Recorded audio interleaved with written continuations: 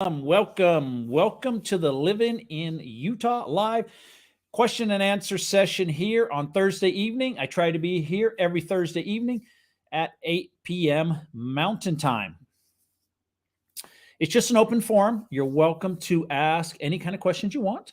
Whether you want to talk about the state of Utah, you want to talk about real estate in the state of Utah, you want to talk about investing, or maybe you're joining us from another country and you just have questions about the United States. Be glad to answer those also. So, yes, no question is a dumb question. I welcome. So I get emails on some very basic questions. Sometimes people join us from outside of the country and they're literally like, how do I get a driver's license? I don't mind answering that. Yeah, that's totally fine. Totally understandable. I would have the same dilemma. If I was going to Ukraine to live, I would ask those exact same questions. How do I get a driver's license? All right. Hello.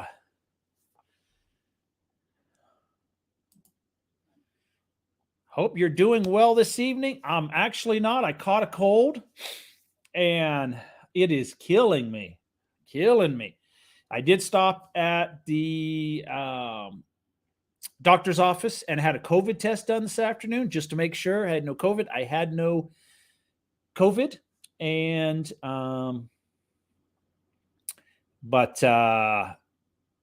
yeah, that's, this cold is killing me though. Just a typical cold. Maybe I'm just a big baby. But yes. What is the best place to go in Summit County? To live, to vacation, to sightsee? Summit County is very large. So are you looking at moving there, living there, or just a vacation maybe? Instead of buying, would it be worth building a house in Logan? That is an option.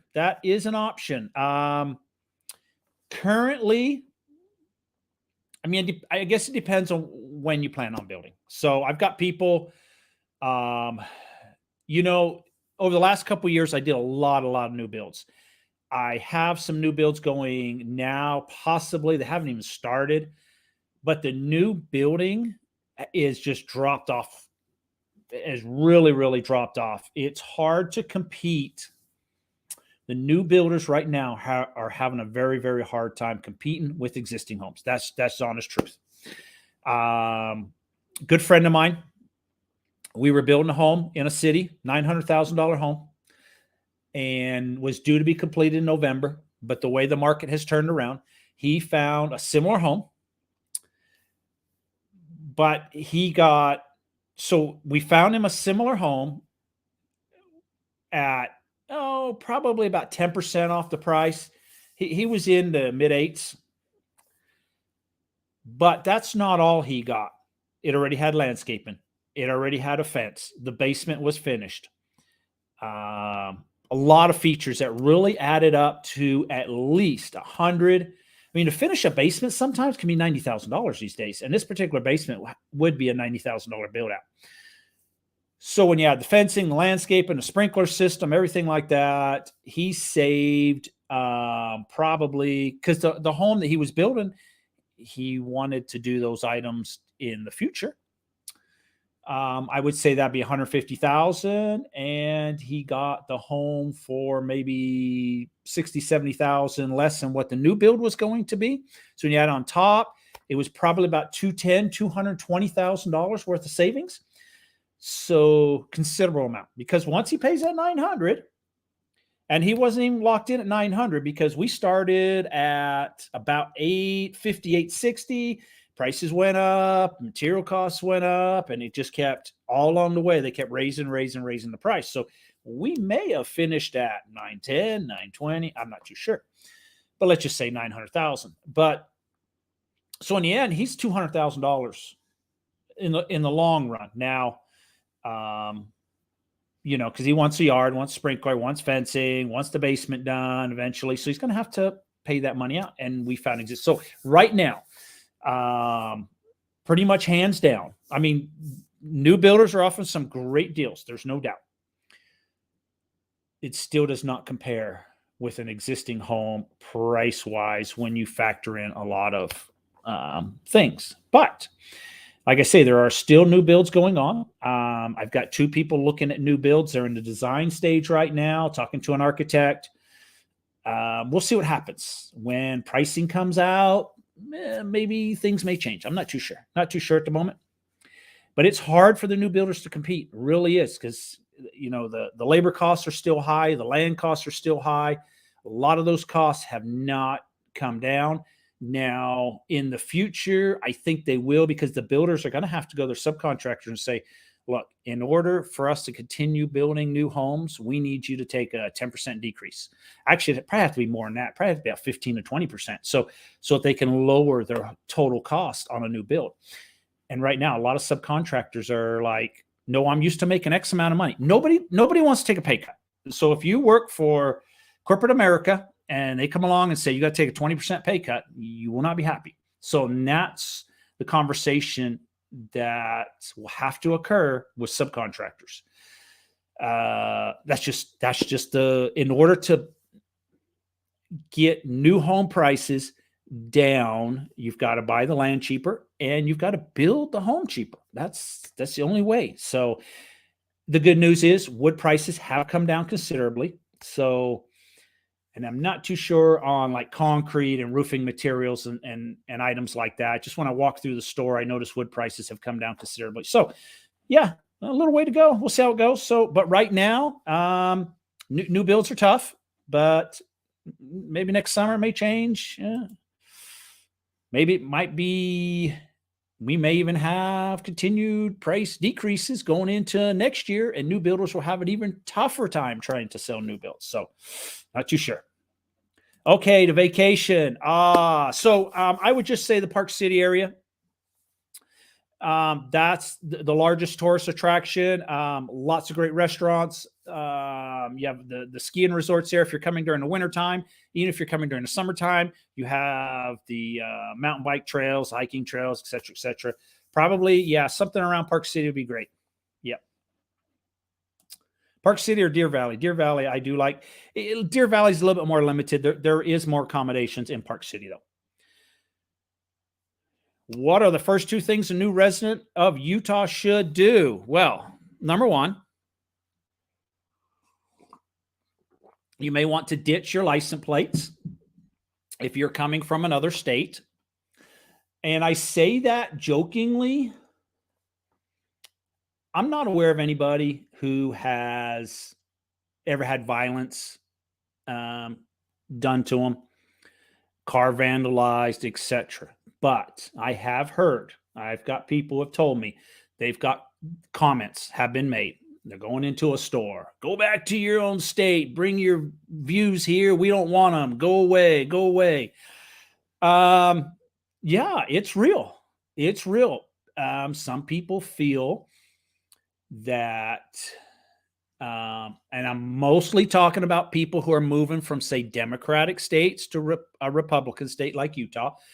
There are people in Utah that feel they are trying to bring those values with them to this state and change what we have here. People aren't happy with that. And I think it's false. The people that I work with that are coming from Democratic states, probably 100% what they tell me is that's one of the reasons they're leaving is the political culture that is going on in their current state. And they want to leave that to, a state like Utah. So, but anyways, yeah, ditch the license plates. I know number 2. I guess number 2 would be, I would say,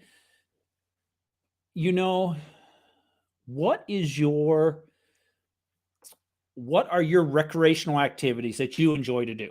Not all of us are skiers, mountain climber, rock climbers. Like I don't rock climb. I don't jump out of airplanes. So whatever your hobbies are, I would recommend joining Facebook groups. See if there's a Facebook group for your particular hobby. Like I enjoy the UTV riding, and there's a Facebook group called UTV Utah. You can make some great friends. You can do meetups. You can ride with other people. So whatever your hobby is, it's a great way to meet people that have similar enjoyments that you have. So it's like me personally, if somebody's a rock climber, it's not something I'm going to do. Not that I think they're a bad person, but I just like to stay on the ground. I'm not a rock climber. So, all righty. Wild sunflower. I'm looking to move to Utah sometime next year. While looking at rental properties, I couldn't but notice several houses and townhomes are being rented without a washer and dryer. That is correct. So I have rentals in the state of Utah and out of the state of Utah. And out of the state of Utah, washing machines and dryers are usually included. In Utah, it's very rare that washer dryer is included. So yes, you normally have to supply your own. Others without a refrigerator. Now, refrigerator is not. I have not seen no rental that I have. It always comes with a refrigerator. My knowledge, mostly they all come with a refrigerator. It's usually pretty rare that there's no refrigerator included. So washer and dryer would be the only one.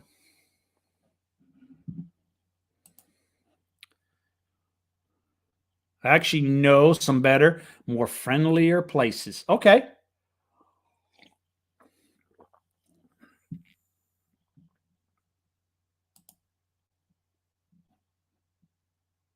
Wow. So, okay. You're responding to wild sunflower.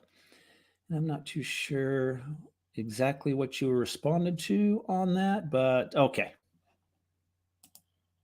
That's okay. That's all right. If you are moving to Salt Lake City or to northern Utah, I should say, in the news, we have a traffic problem. There's no doubt. The growth from Salt Lake City north has been tremendous. They are growing to the west is primarily where the new builds are, west of the freeway. If you look at a map, anything west of the freeway, all the cities west of the freeway, which has caused traffic problems. So the Utah Department of Transportation is looking at expanding I-15 through that particular area from Salt Lake City to Farmington. And this is all up in the air. So years ago, they built what we call Legacy Highway. And that was supposed to help. Well, we outgrew that road really fast. Now, Legacy Highway is being expanded further north. It's actually under construction right now. But even with that other road, we need more lanes of traffic.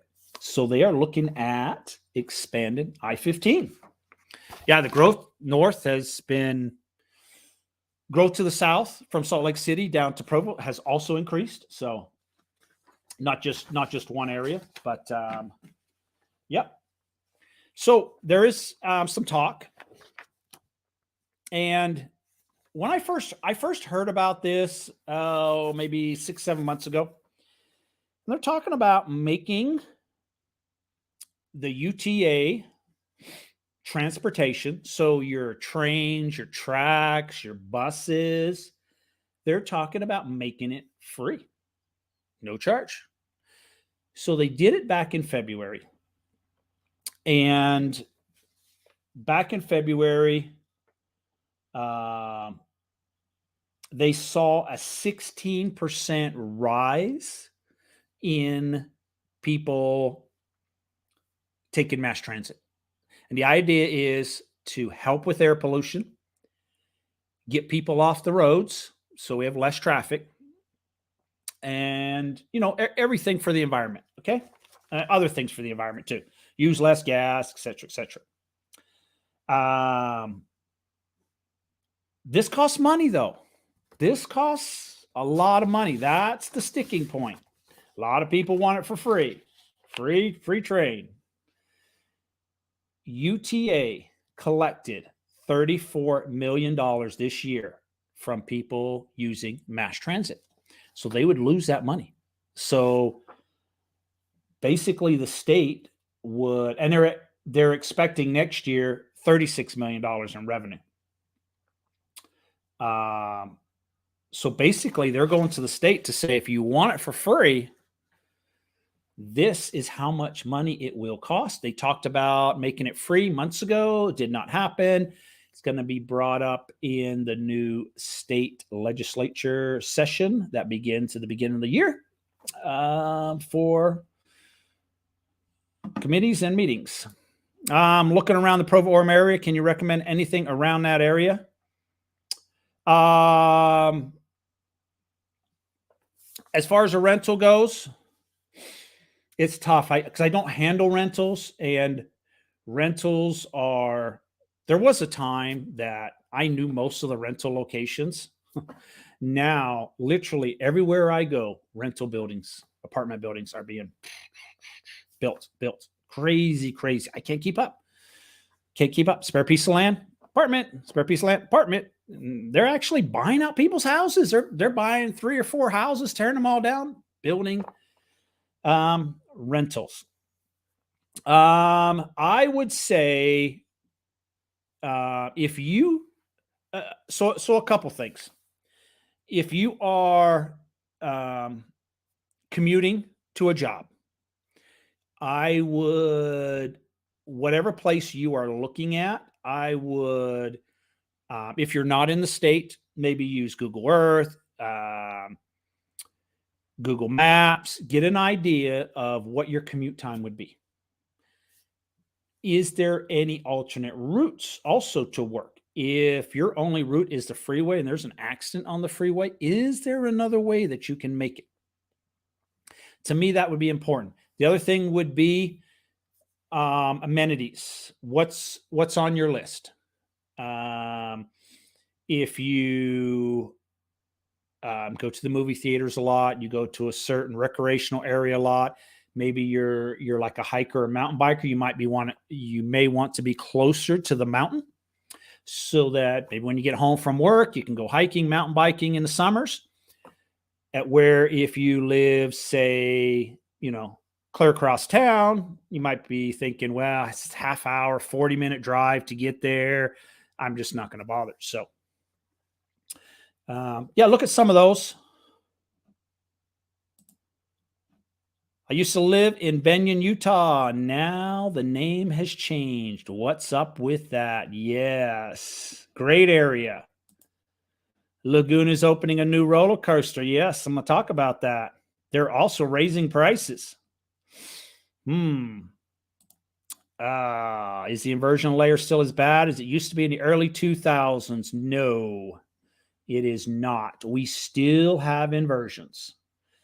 But according to the data that they release, the air is cleaner now. So, tons of duplexes in Orem. They don't have a dryer or washer, though. Yes, washer or dryer. Yes, you'll probably have to buy a washer or dryer. I guess the advantage of that is, if you would like one of the modern, or we say maybe high-end washing machines or dryers with some of the features, it gives you the opportunity to buy that and install what you would like, as opposed, because most of the time in a rental that I've noticed, most landlords will buy the cheapest machine they can find. So go to Lowe's, $400, buy it. So homeless are using Front Runner and not paying now. You are absolutely correct. That's true. So I noticed some people at the train station on drugs. Yes, good possibility. I have taken the Front Runner numerous times. I do not notice the homeless on the Front Runner as much as I see it on the Trax lines that run around Salt Lake City. I think they do a fairly good job. UTA has their own police department. So they do try to keep on top of it best they can. There's so many trains going through Salt Lake City, though, that I imagine it's a tough job to. Um, and honestly, I think this time of year when you see a homeless person on the front runner or on a tracks train, it's probably just to stay warm.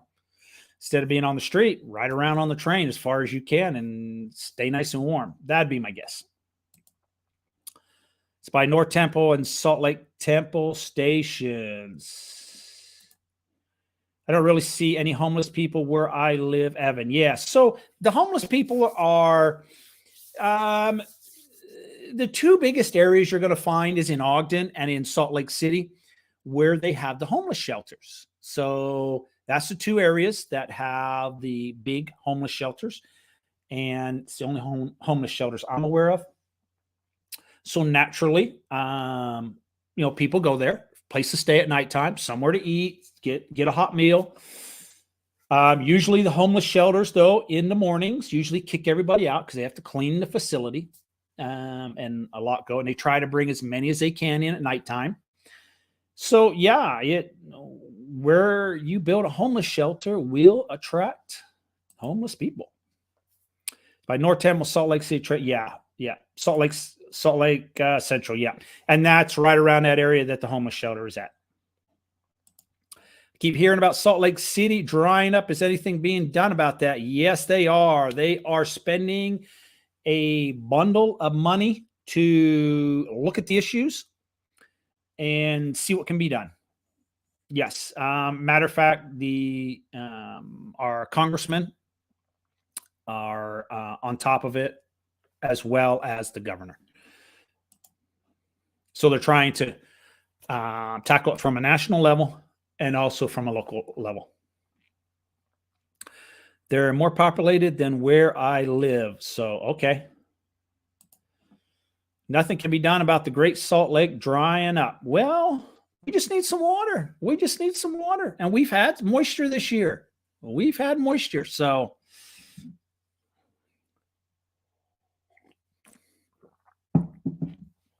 there have been some plans, and one of the plans, and I thought this was, fantasy land. There is a plan that they're talking about going to the California coast and running a line from the ocean to the Great Salt Lake to pump water in. So I'm not joking. I thought it was crazy, but they are actually looking at that. All right, I got to go. Bye. Hey, take care. Do your rain dance. So as we were talking about amusement parks, Utah has one big amusement park called Lagoon. It attracts people from all over. Idaho, Wyoming, Nevada. Great place to take kids. There is a new interactive roller coaster that will open in the spring. I guess Lagoon has their own engineers on site that design roller coasters, but for this particular roller coaster, they brought in designers and manufacturers from Spain, Germany, and Canada to work on this project. Well, with the new ride comes increased prices. So a one-day ticket pass will be $97.95 plus tax. And where this year it was $84.95. So there will be about a $13 increase. But if you are looking at going next year, here for Black Friday, on the Black Friday sale, they are going to sell season passports at a reduced cost. So great opportunity. And I'm not too sure if they still do this program. They used to do this years ago. And I forgot about this.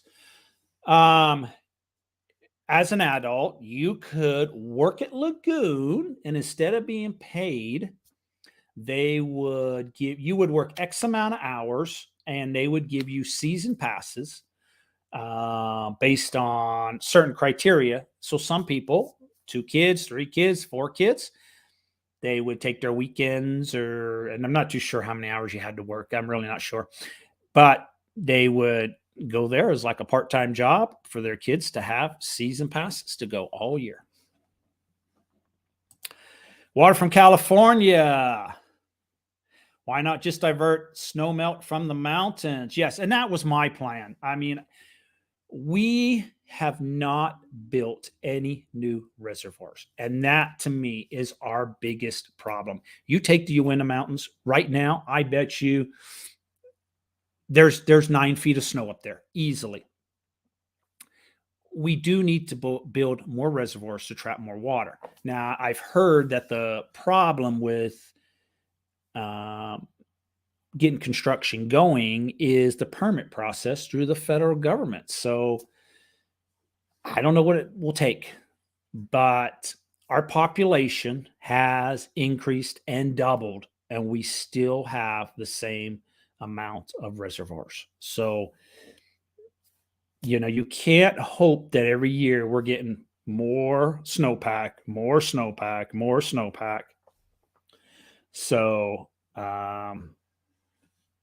yeah, it's I don't know. I'm not an expert on that, but I would like to see something done. And a lot has happened over this year with the water crisis. It has opened the eyes to a lot of people in Utah. We used to live with the attitude of just let your sprinklers go 24 hours a day, keep that grass nice and green, there's lots of water, just go ahead, crank it up. And you would see people with their sprinklers go in the middle of the day, it'd be 100 degrees outside, and it's all evaporating, and their sprinklers would just be going. Now they're clamping down on watering during the daytime. They're restricting watering. We're going to programs to zero-scape your yard. There's a big push for the front mow strips. So between the sidewalk and the road is usually a 2.5, 3 foot strip. There's a big push to rip all that out and put rocks to reduce water. So there are people that are literally taking their whole yard out, all the grass out, and putting desert landscaping in the whole thing. So we have to change the way we think. And I think we definitely have to change our building codes 100%. The cities need to look at that tomorrow. It's always been one of my pet peeves. If you drive by any new business in most counties that I go in anyways, you'll notice that businesses are required, all your new businesses that have been built or renovated within the last, say, 25, 30 years, required to have 10% landscaping. That means you got to put trees in, you got to put grass in, and then you have to water it all. In most cities, that rule is still in effect. I go by brand new gas stations and I see trees and grass. Brand new buildings, trees and grass out front. So that needs to change immediately. Go to desert landscaping, no water. To me, it looks just as beautiful as having grass and trees. Season pass includes Frightmare, which one day 97? Best to get season pass. Last question. I keep hearing to avoid moving after Memorial Day and before Labor Day. Would you agree? No, I think any time of year is a good time to move. Now, there is a little bit of a caveat with that. Depending on where you're coming from. So the winter months, December, January, and February, you really have to look at the weather to see what the road conditions are. You get snow-packed roads, not fun to move on. And when you have to, if you're getting a moving truck and you have to load or unload your moving truck, you're doing it in the coldest temperatures that we have in December, January, February. So it's a little miserable. It can be done. People are doing it all the time. And then in the summer months, July and August, when we have those 100-degree days, driving a moving truck or whatever, totally fine. You have air conditioning, so you'll be okay. But to unload a truck in 100-degree heat, that's brutal. So that's the only thing that would be on my mind pretty much would be, what's the weather condition and where are you coming from? Because this is you can come across, if you're having to come across I-80 through Wyoming, they literally sometimes, some days, if the snow, because it blows and everything, covers the freeway, they close the freeway. You get past Evanston, Wyoming up here, they have a barricade that goes down, and you have to do a U-turn and head back to Evanston, Wyoming, and get yourself a hotel because you're not going anywhere. The police shut the freeway down, I-80. Yeah, so it depends where you're coming from, because there are situations that you may not be able, you might be delayed because you can't get across Wyoming. So we don't have any roads in Utah where we do that.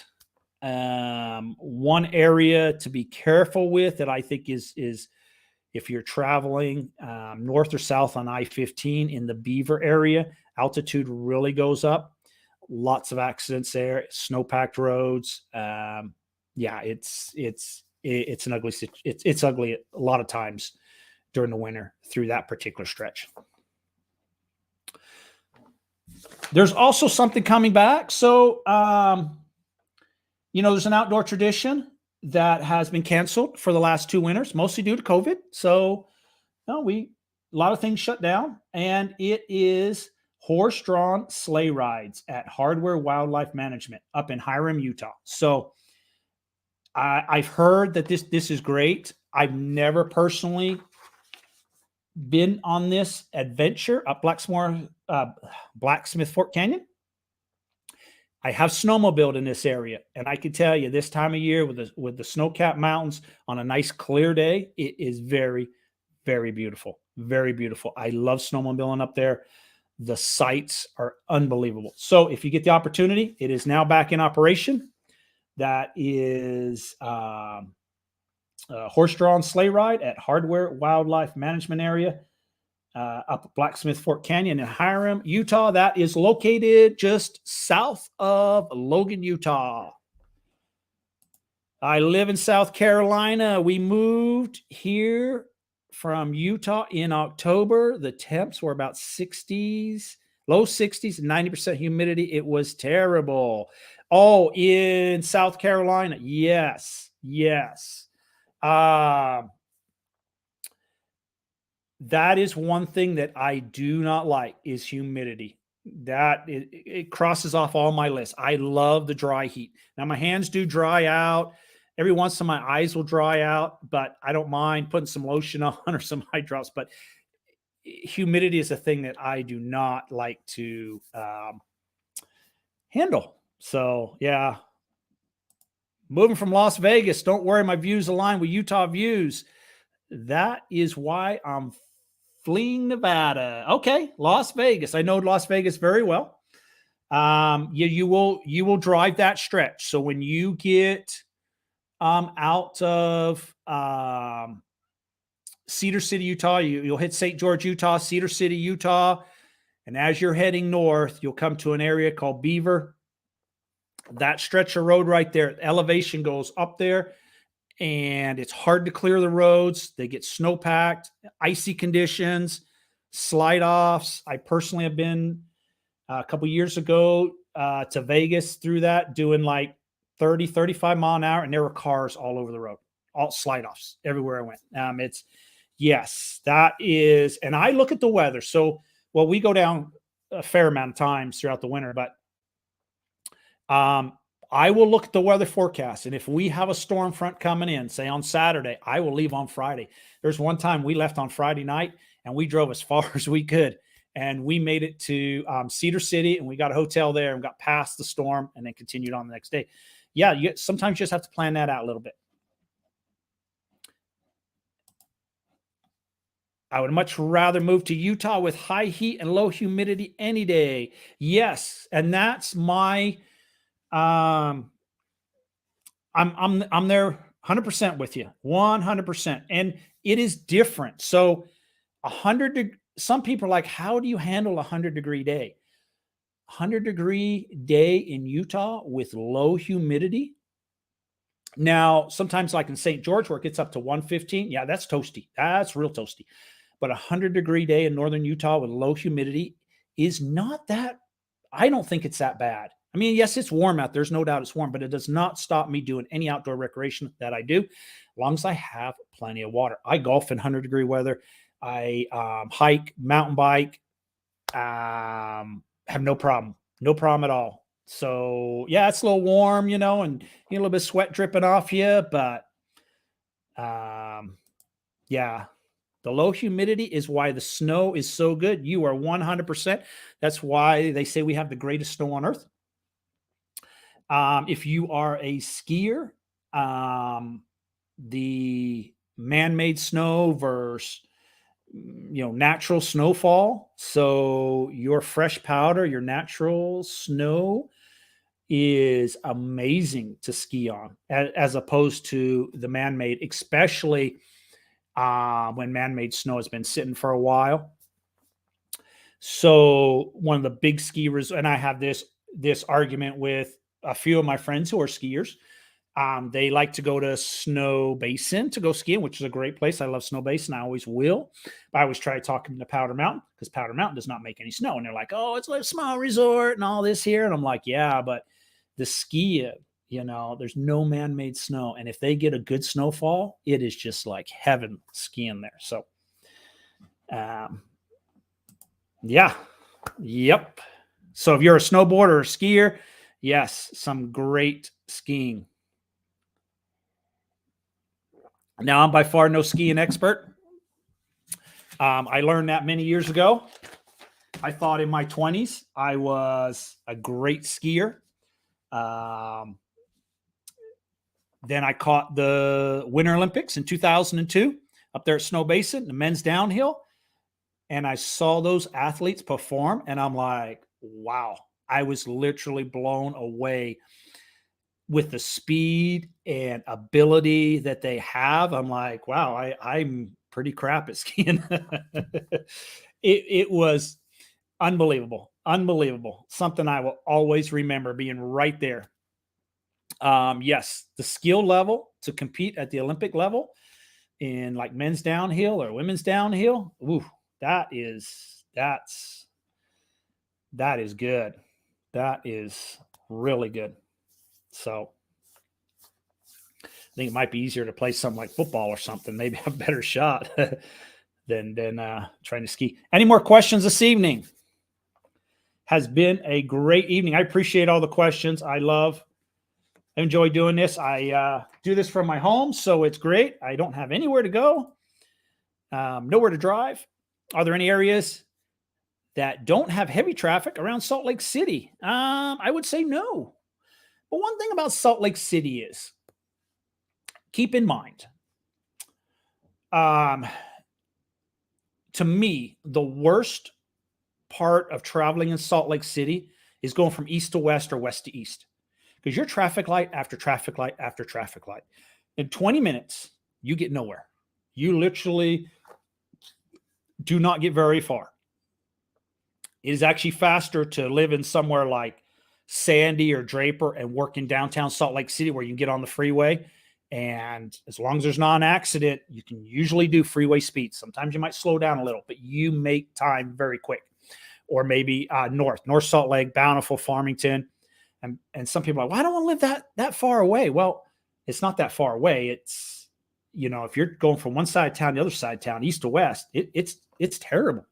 The traffic, it's streetlights after streetlights after streetlights. So just keep that in mind. If you are, what I would recommend though, is if you are working in an area, then you want to be in Salt Lake City, don't choose the other side of town.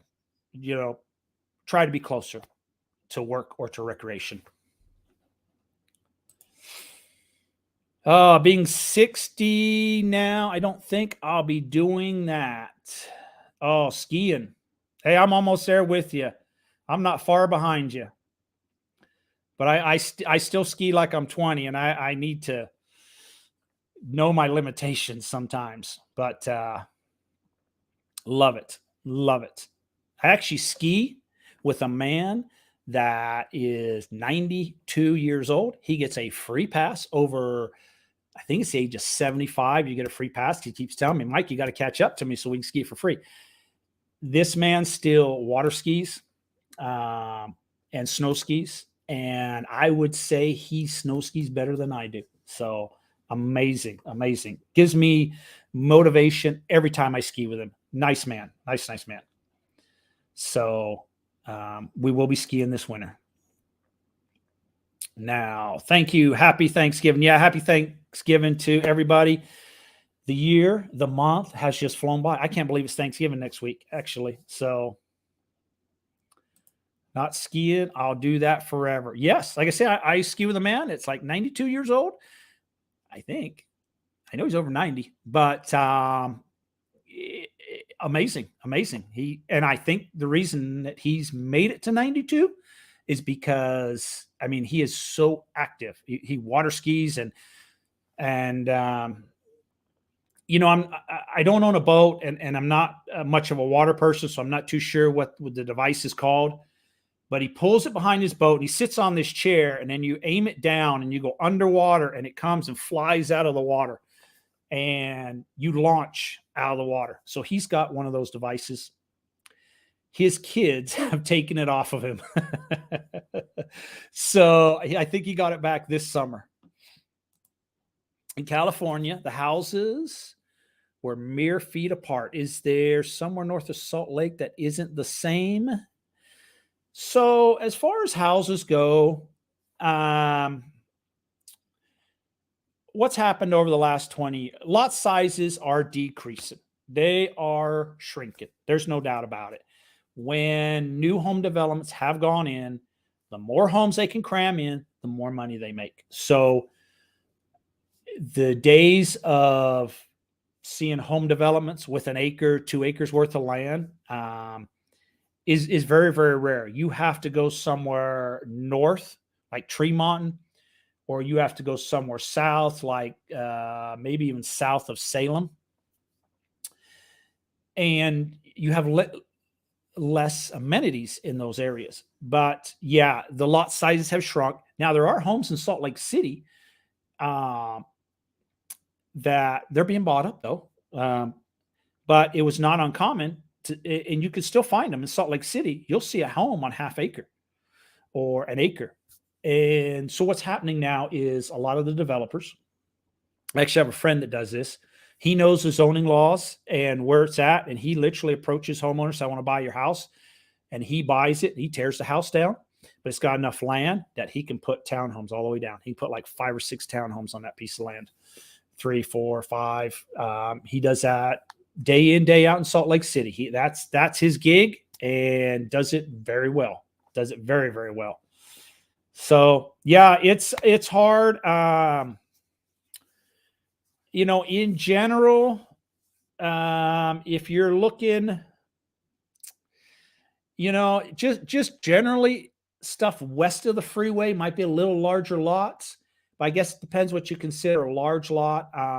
You can find homes that are on 1/3 of an acre, 1/4 acre, 1/2 an acre. But once we start getting up to that 1 acre, 2 acre, 3 acre, 5 acre parcels, it's tough around Salt Lake Valley. And I don't see many new construction areas that have. I actually do know of an area right now that they've got lots up to 1.1 1/4 acre lots. I think they start at 1/4 acre and then go all the way up to 1 1/4 that they're selling. But there's just more money to be made on. And the other thing is we're getting to a society where some people want the smaller lots or the patio homes. They do not want as much yard work to take care of. So managing an acre, 2 acres, 3 acres. My brother's on 3 acres and it's a full-time job. Probably 1/2 acre to 3/4 of an acre is in grass. The rest is undeveloped, but with the weeds and everything that goes, he has to maintain that and spray weeds and run the tractor across it and rip them up. And it's a chore. It is a chore. Your friend. Thank you. Hope everyone has a great Thanksgiving, and I'm going to call it a night. Thank you very much.